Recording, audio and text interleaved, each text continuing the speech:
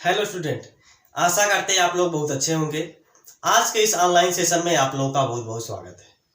हम chemical bonding की शुरुआत किए हैं। केमिकल बॉन्डिंग हम लोग पढ़ रहे हैं, यानी कि रासायनिक आबंध, जिसका आज ये दूसरा क्लास है। इसके पहले हम एक वीडियो अपलोड कर चुके हैं जिसमें हम लोगों ने पढ़ा था एस ऑर्बिटल की शेप के बारे में। एस ऑर्बिटल का कुछ बेसिक हमने देखा था, और ये रासायनिक आबंध यानी जो केमिकल बॉन्डिंग होता है ये होता क्या है, इसके बारे में पिछले क्लास में हम लोगों ने देख लिया था। ठीक है, आज की क्लास में हम लोग पढ़ने वाले हैं जो एस ऑर्बिटल होता है यानी कि उसके आगे हम लोग देखेंगे जैसे आपका नोड क्या होता है, ये सब तमाम बातें जो है कि आज की क्लास में हम लोग सीखेंगे, और नोड कैसे कैलकुलेट किया जाता है ये सब आज की क्लास में हम लोग देखने वाले हैं। ठीक है, देखिए जो पिछला क्लास था एक बार हम उसको दोहरा दें, रिपीट कर दें। पिछले क्लास में हमने आपको बताया था जो एस ऑर्बिटल होता है वो कैसा होता है, स्फेरिकल शेप का होता है, यानी कि गोलाकार होता है। ठीक, जैसे एक गेंद होता है, जैसे एक गेंद होता है उसी टाइप में same to same s orbital का जो शेप होता है वो होता है, यानी कि उसकी आकृति वैसी होती है। ठीक है, और बीच में क्या होता है, न्यूक्लियस होता है। जैसे कोई भी स्फेयर है, कोई भी बॉल है, उसका कोई ना कोई सेंटर पॉइंट होगा, उसका कोई ना कोई सेंटर पॉइंट होगा। वही जो सेंटर पॉइंट होता है वो एक टाइप पे क्या कहलाता है, आपका न्यूक्लियस कहलाता है, यानी कि वो क्या होता है, नाभिक होता है। इसको हम लोग इंग्लिश में क्या बोलते हैं, न्यूक्लियस बोलते हैं। बात समझ में आ गई ना। अब इसमें देखिए जैसे ये मान लीजिए कोई न्यूक्लियस है, इसके बाद ये जो है यही क्या है, शेप ऑफ एस ऑर्बिटल। अब इसमें आप देखिए, अगर आपको यानी कि देखें तो यह आपका क्या हो जाएगा, क्योंकि देखिए एस ऑर्बिटल है तो इसमें जो भी यानी कि इसकी जो शेप होती है वो कैसी होती है, स्फेरिकल होती है, यानी गोलाकार होती है। अब इसमें इलेक्ट्रॉन जो होगा यहां भी यानी कि इलेक्ट्रॉन प्रेजेंट होगा, यहां भी इलेक्ट्रॉन प्रेजेंट होगा, यहां भी इलेक्ट्रॉन, यानी कि इसमें चारों तरफ इलेक्ट्रॉन जो है कि फैले रहते हैं, वितरित हुए रहते हैं। और इसमें चारों तरफ यानी कि जो अगर हम इसमें इलेक्ट्रॉन डेंसिटी देखें, अगर हम इसमें इलेक्ट्रॉन घनत्व देखें तो ये जो होता है एस ऑर्बिटल में चारों तरफ फैले होते हैं, एस ऑर्बिटल में चारों तरफ वितरित हुए होते हैं। अगर देखा जाए इधर भी इलेक्ट्रॉन है, इधर भी इलेक्ट्रॉन है, इधर भी इलेक्ट्रॉन है, इधर भी इलेक्ट्रॉन है।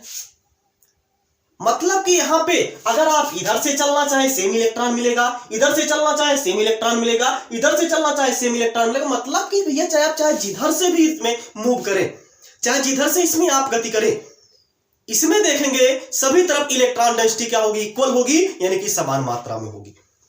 अर्थात एक चीज हमको यहां पे देखने को समझ में आ रहा होगा, जब भैया हम इधर से चल रहे हैं तब भी हमको इलेक्ट्रॉन डेंसिटी समान मिल रहा है, इधर से चल रहे हैं तब भी इलेक्ट्रॉन डेंसिटी समान मिल रहा है, इधर से चल रहे हैं तब भी इलेक्ट्रॉन का घनत्व जो है यानी कि इलेक्ट्रॉन डेंसिटी समान मात्रा में मिल रही है। इसका मतलब आपको एक चीज यहां पे समझ में आ रहा होगा, ये कैसा होता है, सिमेट्रिकल होता है। कैसा होता है, ये सिमेट्रिकल होता है। बात समझ में आ गई ना। जो एस ऑर्बिटल होता है वो कैसा होता है, सिमेट्रिकल होता है।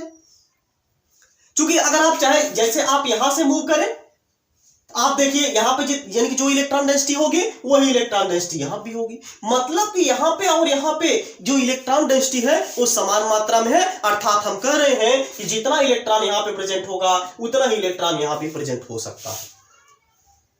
मतलब कि ये जो एस ऑर्बिटल होता है वो कैसा होता है, सिमेट्रिकल होता है। इसमें क्या होती है, प्लेन ऑफ सिमेट्री होती है। अभी जो प्लेन ऑफ सिमेट्री शो कर रहा है एस ऑर्बिटल, इसको हम लोग एक नाम से और यानी कि पुकारते हैं, जिसको बोला जाता है जी रेंड। हमने एक इंपॉर्टेंट टॉपिक यहां पे यानी कि इंपॉर्टेंट पॉइंट हमने बोली है क्या, जी रेंड। जी रेंड क्या होता है, जी रेंड क्या होता है, हमने आपको बताया कि प्लेन ऑफ सिमेट्री होने के कारण यानी कि जिस भी ऑर्बिटल में प्लेन ऑफ सिमेट्री होगी वो कैसे होंगे, जी रेंड होंगे, जी रेंड होंगे। और जिसमें प्लेन ऑफ सिमेट्री प्रेजेंट नहीं होगी वो क्या होंगे, अनजी रेंड होंगे। बात समझ में आ गई ना। तो इसमें देखिए प्लेन ऑफ सिमेट्री है, ये जो एस ऑर्बिटल है इसमें प्लेन ऑफ सिमेट्री है। मतलब भैया अगर आप इधर से चाहे आप इधर से चाहे इधर से चाहे मतलब चाहे जिधर से अगर आप जाए तो इक्वल मात्रा में यहां पे इलेक्ट्रॉन डेंसिटी मिल रहा है। मतलब कि यहां पे क्या है, ये प्लेन ऑफ सिमेट्री है। और जब प्लेन ऑफ सिमेट्री होती है इसको हम लोग बोल देते हैं जी रेंड बोल देते हैं। क्या बोलेंगे बाबू, इसको जी रेंड बोलेंगे। बात समझ में आ गई ना। ये क्या है, जी रेंड है, और इसमें क्या मिलेगा, प्लेन ऑफ सिमेट्री मिलेगा। ठीक, इसकी कुछ यानी कि और जो इंट्रोडक्शन था वो हम पिछले क्लास में आपको बता ही चुके हैं। ये क्या होता है, स्फेरिकल शेप होता है, ये न्यूक्लियस होता है। इसमें इलेक्ट्रॉन डेंसिटी चारों तरफ क्या होता है, फैला हुआ होता है। क्लियर? अब तो आपको यस ऑर्बिटल कंप्लीट हो गया होगा, कंफर्म हो गया होगा, अगर आप पिछला क्लास भी देख लिए होंगे तो। चलिए अब हम लोग सीखते हैं कि नोड कैसे कैलकुलेट किया जाता है। तो पहले तो हम लोगों को यह जानना है भैया नोड क्या होता है। किसी भी चीज को जानने से पहले हमको उसके बारे में जानकारी होनी चाहिए। जैसे हमने बोला नोड क्या होता है, तो पहले भैया आपको नोड की जानकारी होनी चाहिए, आखिर ये नोड होता क्या है। जब आप नोड के बारे में जान पाएंगे तभी तो आप उसको कैलकुलेट करना सीख पाएंगे, तभी तो आप नोड निकालना सीख पाएंगे। तो पहले हम लोग देखेंगे यहां पे कि नोड क्या होता है, जिसको यानी कि पहले तो हम लोग यहां पे क्या सीखेंगे कि नोड क्या होता है भैया, कितने नोड किसमें प्रेजेंट होते हैं ये तो बात की बात है, पहले हम लोग सीखेंगे कि नोड क्या होता है। देखिए जैसे आप जानते हैं कोई भी जो ऑर्बिटल होता है उसका कोई ना कोई वेव फंक्शन होता है। जैसे कोई भी ऑर्बिटल होता है उसका कोई ना कोई वेव फंक्शन होता है जिसको हम लोग साई द्वारा रिप्रेजेंट करते हैं, और वे एक वेव के फॉर्म में रिप्रेजेंट करता है। जैसे ये मान लीजिए है कोई वेव है, ये इधर से इधर मूव कर रही है, ऐसे वेव के फॉर्म में इसको हम लोग वेव फंक्शन, इसको हम लोग साई से रिप्रेजेंट कर देते हैं। अब ये जो यहां पे दिख रहा है आपको, यहां पे इतना, इसका मतलब यहां पे क्या, इलेक्ट्रॉन डेंसिटी मैक्सिमम है। जहां जहां पे ये जो कर्व है यानी कि जो रे है यानी कि जो तरंग है यहां पे ये उभरी हुई है, इसका मतलब यहां पे क्या है, इलेक्ट्रॉन डेंसिटी मैक्सिमम है। यहां भी देखा जाए तो यहां भी इलेक्ट्रॉन डेंसिटी क्या है, मैक्सिमम है, यानी कि यहां पे इलेक्ट्रॉन घनत्व क्या है, बहुत अधिक मात्रा में है। इलेक्ट्रॉन डेंसिटी का मतलब आप लोग समझ रहे हैं ना, जहां पे इलेक्ट्रॉन पाया जाता हो, जहां पे इलेक्ट्रॉन पाया जाता हो उसी को क्या बोलेंगे, इलेक्ट्रॉन डेंसिटी बोलेंगे। बात समझ में आ गई ना? तो यहां भी इलेक्ट्रॉन डेंसिटी क्या होगी, मैक्सिमम होगी, और यहां भी इलेक्ट्रॉन डेंसिटी क्या होगी, मैक्सिमम होगी। लेकिन ये जो यहां पे ये जो पॉइंट किया है, यहां से हमने देखा इधर हमने आया, लेकिन यहां पे एक पॉइंट हमको ऐसा मिल रहा है जहां पे कोई भी इलेक्ट्रॉन की डेंसिटी नहीं, जहां पे कोई इलेक्ट्रॉन डेंसिटी है क्या, यहां पे इस बिंदु पर, ये जो यहां पे बिंदु आपको दिख रहा है, ये जो यहां पे आपको पॉइंटे दिख रहा है, इस पे क्या कोई भी इलेक्ट्रॉन डेंसिटी आपको दिख रहा है, कोई भी इलेक्ट्रॉन दिख रहा है, बिल्कुल नहीं दिख रहा है। तो नहीं दिख रहा है, इसका मतलब इसी को हम लोग क्या बोलते हैं, नोड बोलते हैं। इसी को हम लोग क्या बोलते हैं, हिंदी में बोले तो इसको हिंदी में भी क्या बोला जाता है, नोड ही बोला जाता है। आपको कंफर्म हो गया होगा नोड क्या होता है। क्या होता है, जहां पे जिस बिंदु पर, जिस पॉइंट पर इलेक्ट्रॉन डेंसिटी 0 होती है, इलेक्ट्रॉन नहीं पाया जाता है, उस पॉइंट को क्या बोला जाता है, नोड बोला जाता है, जिसको इंग्लिश में भी नोड ही बोला जाता है। बात समझ में आ गई ना? यानी कि किसी भी ऑर्बिटल में जहां पे, अब हम ऑर्बिटल की बात करें, जैसे ही हमने लिया था यस ऑर्बिटल, इसमें भी कोई ना कोई स्पेस, कोई ना कोई स्थान ऐसा होगा जहां पे इलेक्ट्रॉन डेंसिटी क्या होगा, लगभग यानी बहुत ही कम होगा। एक प्रकार कह लीजिए, हालांकि जीरो तो नहीं होगा, अगर प्रैक्टिकली देखा जाए तो जीरो तो नहीं होगा, आप बहुत कम मात्रा में, मिनिमम कह सकते हैं। जहां पे इलेक्ट्रॉन डेंसिटी क्या होता है, मिनिमम होता है, जहां पे इलेक्ट्रॉन के पाए जाने की संभावना बहुत ही कम होती है, उसी पॉइंट को, उसी बिंदु को क्या बोला जाता है, नोड बोला जाता है। बात समझ में आ गई, नोड क्या होता है। किसी भी ऑर्बिटल में जहां इलेक्ट्रॉन डेंसिटी बहुत ही कम होती है, एकदम ना के बराबर होती है, बहुत ही मिनिमम होती है, वही पॉइंट क्या कहलाती है, नोड कहलाती है। इसको हम लोग नोडल प्लेन भी बोलते हैं। उस जो यानी कि वो जो वहां पे प्लेन बनेगा, उस प्लेन को क्या बोला जाएगा, नोडल प्लेन बोला जाएगा। कल यानी कि क्लियर हो गया आपको नोड क्या होता है। तो सीधा सीधा मतलब है, जहां इलेक्ट्रॉन डेंसिटी क्या होगा, बहुत ही कम होगा, जहां पे इलेक्ट्रॉन डेंसिटी मैक्सिमम होगा, उसी पॉइंट को हम लोग क्या बोलेंगे, नोड बोलेंगे या फिर नोडल प्लेन बोलेंगे।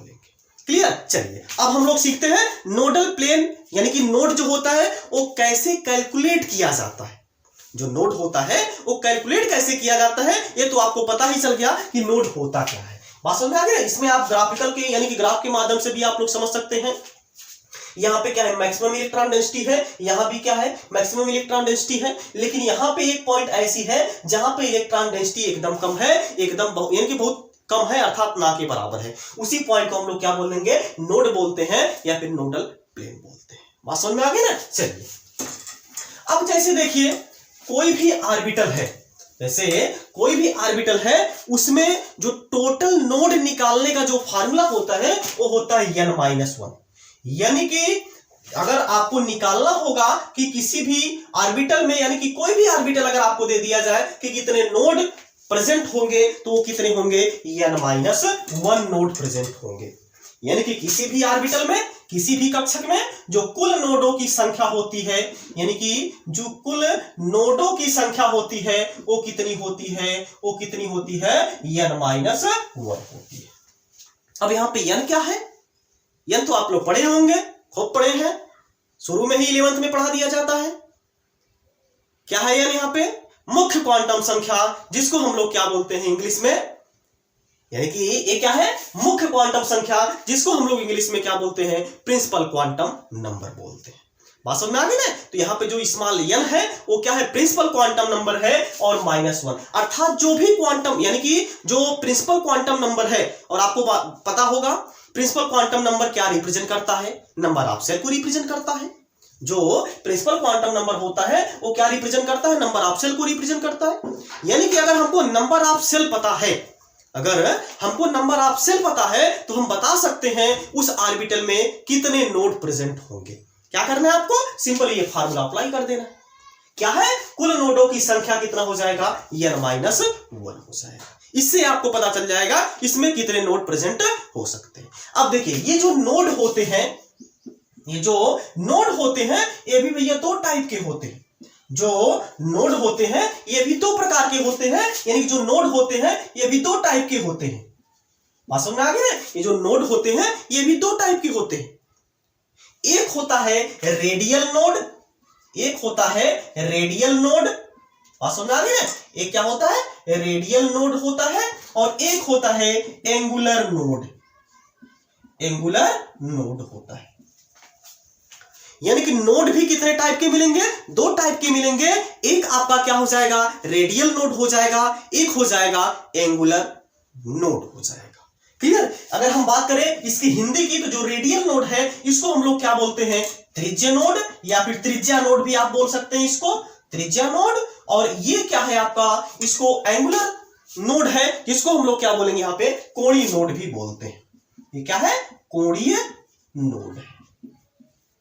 बात समझ में आ गई ना। अब ये क्या होता है, रेडियल नोड। हमने तो ये चीज देखा था कि नोड क्या होता है। अब ये कहां से 75 टाइप का इसमें आ गया, यानी कि एंगुलर नोड क्या होता है, रेडियल नोड क्या होता है, ये कहां से आ गया, क्या होता है, सब कुछ आपको यहां पे बताया जाएगा। देखिए अब ये जो रेडियल नोड होता है ये कैसे कैलकुलेट किया जाता है, इसके लिए जो फार्मूला होता है वो फार्मूला होता है n-l-1। ये फार्मूला होता है रेडियल नोड कैलकुलेट करने का। जैसे किसी भी ऑर्बिटल में अगर आपको रेडियल नोड निकालना है, अगर सिंपली नोड पूछ दिया जाएगा तब तो भैया आप तुरंत एकदम तुरंत फट से उसको आंसर दे देंगे कि क्या हो जाएगा, n क्या हो जाएगा, n-1। जो n वहां पे दिया रहेगा उसमें से आप एक घटा देंगे, भैया इतने नोड प्रेजेंट है, तुरंत बता देंगे, वो भी अगला क्या हो जाएगा, खुश हो जाएगा। लेकिन अगर ये पूछ देगा कि रेडियल नोड कितने हैं इसमें, या फिर ये पूछ देगा एंगुलर नोड कितने इसमें कितने हैं, तब तो भैया आप लोग टाटा फिश हो जाएंगे।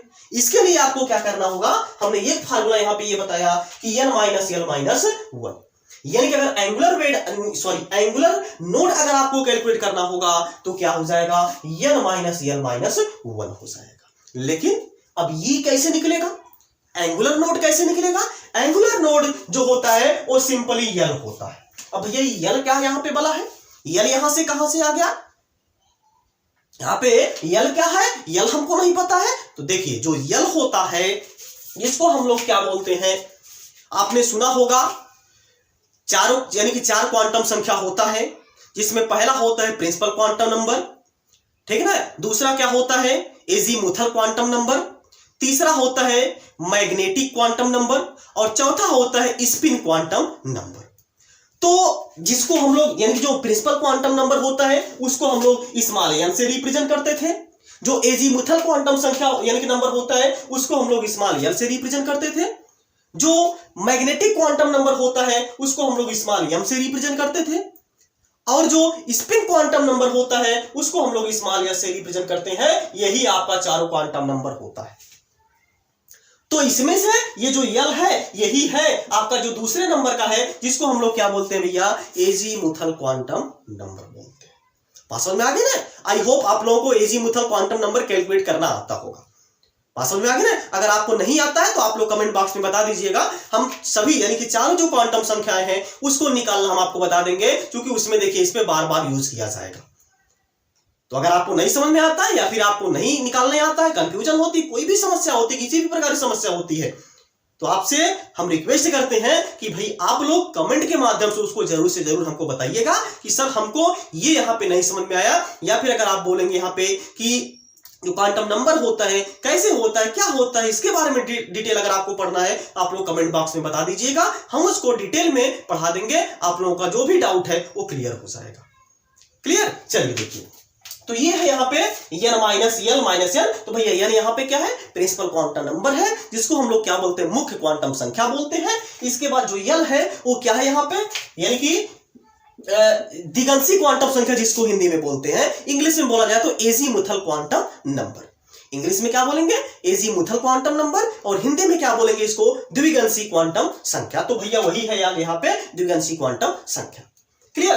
अब ये यानी कि यहाँ पे ये जो यल है ये भी वही है द्विगंशी क्वांटम नंबर, जिसको हम लोग क्या बोलते हैं? एजीमुथल क्वांटम नंबर बोलते हैं। क्लियर? अब इसको देखिए कैलकुलेट करना, जैसे n माइनस 1, यानी कि क्या है? क्वांटम, यानी कि प्रिंसिपल क्वांटम नंबर, जो कि क्या रिप्रेजेंट करता है? नंबर ऑफ सेल को रिप्रेजेंट करता है। और ये जो यल होता है, यल क्या होता है?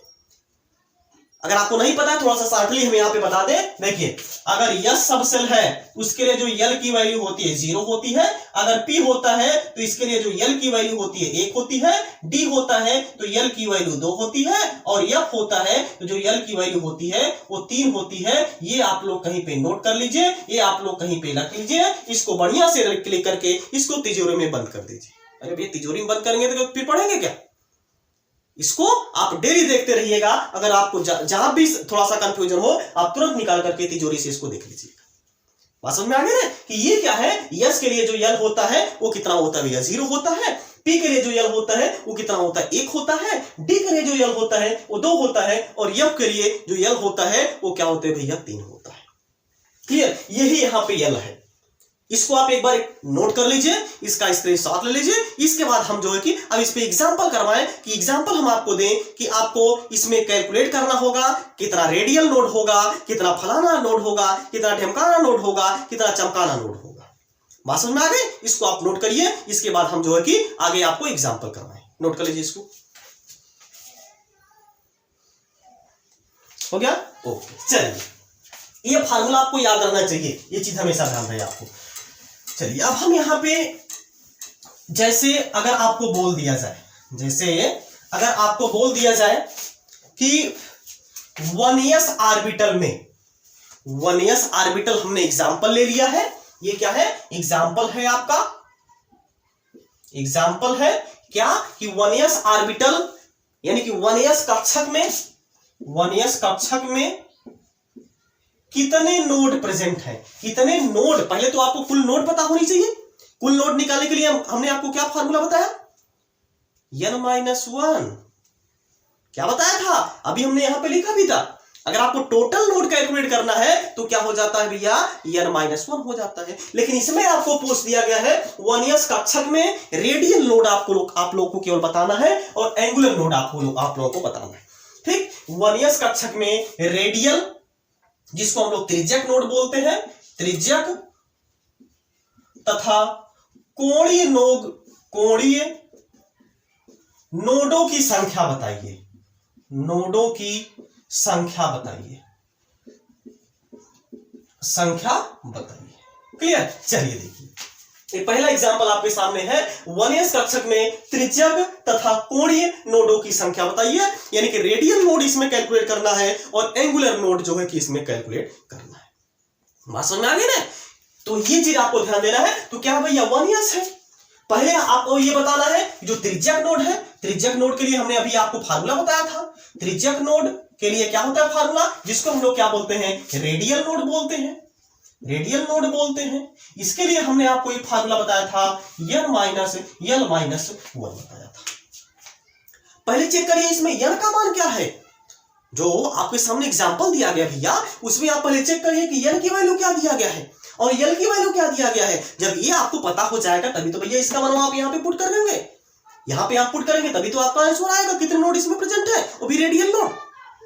क्लियर है? चलिए देखिए, तो n की वैल्यू यहाँ पे देखा जाए तो ये क्या था 1s, जिसमें जो n की वैल्यू होगी वो क्या है भैया, ई जो है यही तो रिप्रेजेंट करता है n, यही तो होता है नंबर ऑफ सेल, और नंबर ऑफ सेल जो होता है वही क्या होता है, स्मॉल n होता है, अर्थात जो इसमें n की वैल्यू है वो कितनी है, 1 है।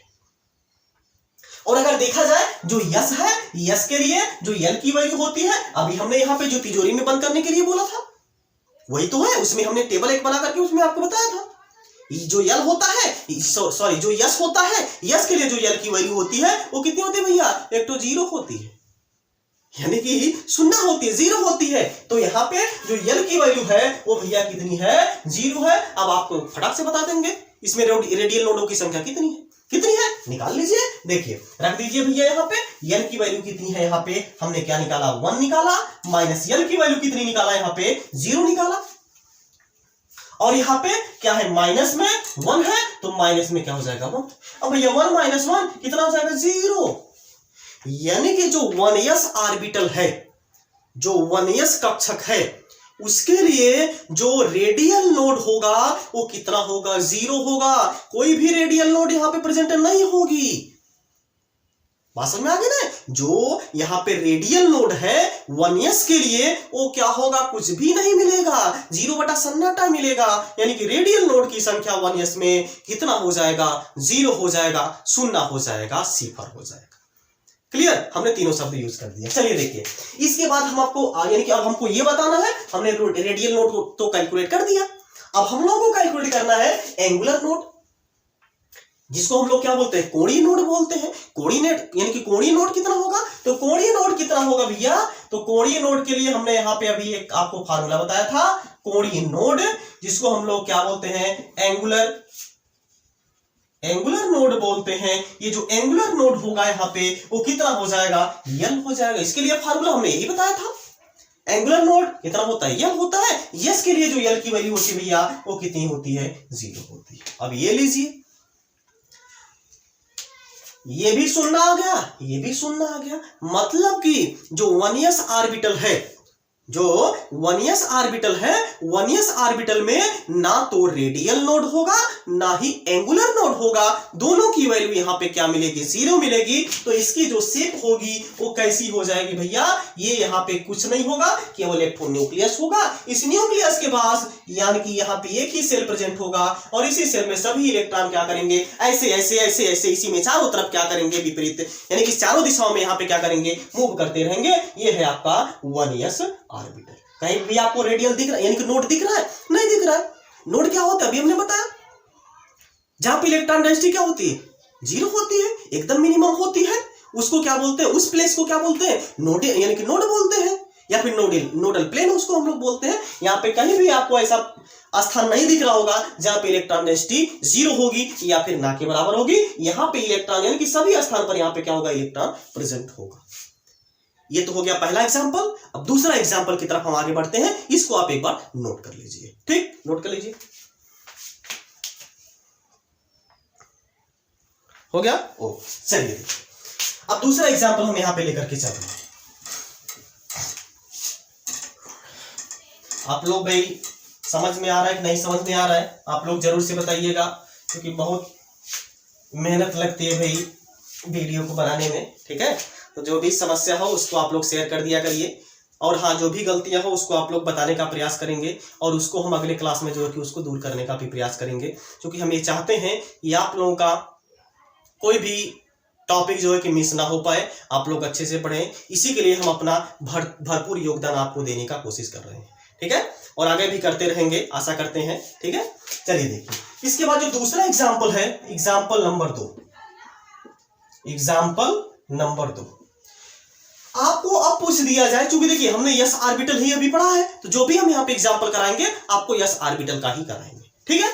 देखिए जैसे एग्जाम्पल दूसरा जो है 3s कक्षक में, 3s कक्षक में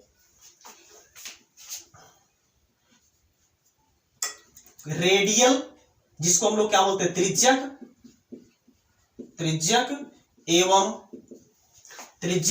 एवं कोणीय नोडों की संख्या बताइए, नोडों की संख्या तथा आकृति बनाइए, आकृति बताइए। अब ये चीज हमने यहां पे एक चीज जोड़ दिया है, ये क्या है, देखिए क्या बोला जा रहा है, 3s कक्षक में त्रिज्यक एवं कोणीय नोडों की संख्या तथा आकृति बताइए। जो 3s ऑर्बिटल है, जो 3s ऑर्बिटल है, इसमें क्या करना है आपको, इसमें क्या करना है आपको, पहला तो कोणीय नोड आपको बताना है, दूसरा इसमें त्रिज्यक नोड बताना है, और तीसरा यहां पे क्या बताना है, इसकी आकृति बताना है, इसकी आकृति कैसी होगी। चलिए हम लोग इसकी शुरुआत करते हैं। देखिए सबसे पहले हम लोग क्या निकाल लेते हैं, यहाँ पे त्रिज्यक नोड निकाल लेते हैं, त्रिज्यक नोड निकाल लेते हैं, जिसको हम लोग क्या बोलते हैं, रेडियल नोड। इसको हम लोग क्या बोलते हैं इंग्लिश में, रेडियल नोड बोलते हैं। ठीक है, ये क्या है, रेडियल नोड। ठीक, देखिए रेडियल नोड निकालने के लिए हमने फार्मूला बताया था n माइनस यल माइनस 1। अगर आप चाहें तो डायरेक्टली यहाँ पे रख सकते हैं, क्योंकि देखिए s ऑर्बिटल है तो इसके लिए l की वैल्यू क्या होगी, हमेशा 0 होगी, तो 0 होगी तो n माइनस क्या हो जाएगा, यहाँ पे 1 हो जाएगा। चाहे आप डायरेक्टली ये फार्मूला भी यूज कर सकते हैं, n माइनस 1। क्लियर ना। चलिए देखिए तो कितना हो जाएगा भैया, n की वैल्यू यहाँ पे कितनी है, 3 है, तो क्या हो जाएगा 3 माइनस यल की वैल्यू s के लिए कितनी होती है 0, और यहाँ पे -1। अगर इसको कैलकुलेट करेंगे तो 3 माइनस 0 तो पूरा कट जाएगा यहाँ पे, यानी कि 3 माइनस 1 कितना आ जाएगा 2, यानी कि यहाँ पे जो रेडियल नोड की संख्या होगी वो कितनी होगी 2, यानी कि जो s ऑर्बिटल है, सॉरी जो 3s ऑर्बिटल है, इसमें जो टोटल रेडियल नोड प्रेजेंट होगा वो कितना रोड, यानी कि कितना होगा 2 होगा, यानी कि 2 होगा। बात समझ आ गई ना, जो टोटल रेडियल नोड होगा 3s ऑर्बिटल में वो कितना हो जाएगा, 2 हो जाएगा। क्लियर। उसी तरीके से अगर हमको आपको क्या करना है, एंगुलर नोड कैलकुलेट करना है, एंगुलर नोड कैलकुलेट करना है, तो एंगुलर नोड भैया कितना आ जाएगा, यल होता है, और यल की वैल्यू यहाँ पे कितनी है 0 है, यानी कि जो 3s ऑर्बिटल है उसमें जो एंगुलर नोड होगा वो कितना होगा 0 होगा, और जो रेडियल नोड होगा वो कितना हो जाएगा 2 हो जाएगा, यानी कि 2 हो जाएगा। अब हमको एक क्वेश्चन हमसे, एक टॉपिक इसमें और हमसे पूछा गया था, इसकी ज्योमेट्री बताइए, यानी कि इसकी आकृति क्या होगी। तो देखिए भैया इसकी आकृति कैसे हो जाएगी, ये तो भैया एक तो है यहाँ पे न्यूक्लियस, अब ये हो जाएगा पहला सेल, यहां पे क्या हो जाएगा, ये पहला सेल हो जाएगा, और पहला सेल तो यहां पे क्या हो जाएगा, एक नोड यहां पे प्रेजेंट होगा, एक नोड जो है कि यहां पे प्रेजेंट होगा, इसको हम ऐसे कलराइज कर दे रहे हैं, इसको हम यहां पे क्या कर दे रहे हैं, कलर कर दे रहे हैं, यानी कि यहां पे इलेक्ट्रॉन डेंसिटी क्या होगी, बहुत ही कम होगी। इसके बाद आ जाएगा यहाँ पे ये दूसरा सेल आ जाएगा, ये क्या है, दूसरा सेल है, इसमें भी क्या होगा, एक नोड होगा, इसमें भी क्या हो जाएगा भैया, एक नोड यहां पे भी प्रेजेंट होगा, और वो भी कौन सा नोड होगा, रेडियल नोड होगा, जिसको हम लोग क्या बोलते हैं, त्रिज्यक नोड बोलते हैं। एक नोड ये हो जाएगा, बात समझ में आ गई ना, एक नोड इसमें ये प्रेजेंट होगा, ये जो हमने कलर कर दिया है, इसके बाद एक सेल ये हो गया, एक सेल ये हो गया 2, और एक सेल भैया यहाँ पे और प्रेजेंट होगा, एक सेल यहाँ पे और प्रेजेंट हो जाएगा। टोटल नोड इसमें कितना होगा, 2 ही नोड होगा, एक नोड ये हो गया, एक नोड जो है कि ये हो गया।